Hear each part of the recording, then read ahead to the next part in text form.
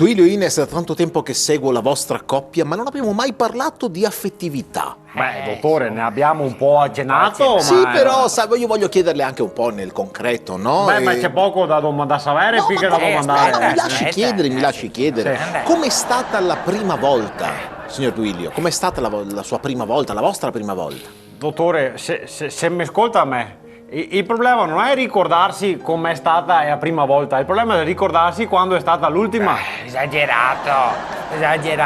Non ti ricordi mica l'ultima volta? Che sera che l'Italia ha vinto i mondiali? Ah, sì, è vero, è vero. Insomma, Ines, 2006, insomma, sono passati più di 13 anni. 82, dottore, qua è il 2006. Ah. Nemo voi che ciappa il ciuccio dopo? Ogni 13 anni scherziamo? Sì, no, ma Nemo. intendevo, certo, no, intendevo che comunque è passato molto tempo, no? Molto tempo, sì. era quanto direi io. Sì, ho capito, però sa, signor Duilio, ecco, lei ha mai tentato un approccio con sua moglie in questi anni? Sì, io ho tentato anche l'approccio. E ora, io andavo verso mia moglie, Sì. Tornavo indietro, stuavo a luce che mi viene meglio, e andavo da mia moglie, ma lei sembra non interessargliele. Io dico no, dottore. Vedi, questo ci fa capire chi ha il potere in casa. Bravo. Chi porta i pantaloni, ecco, questo ce lo fa capire. Chi è che dei due porta i pantaloni, secondo voi? A casa? Sì. Nessuno?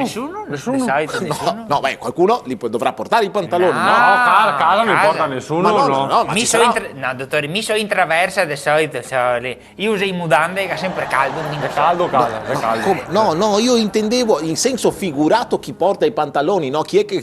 Lasci stare. Dottore, se io vuole vieni a catarci una sera e vedrà Sì. che si mette in mutande anche io, sì, perché è è caldo. calore. È caldo. Sì, Casa ma- nostra, ma- sia a sud di casa nostra. Ma allora, non voglio insistere su questa cosa, non è una questione di abbigliamento, è una questione proprio lasciamo stare. E posso consigliarvi, ad esempio, di rendere un po' più interessante il vostro rapporto? no? Ecco. Cercare, ad esempio, non so, di sperimentare.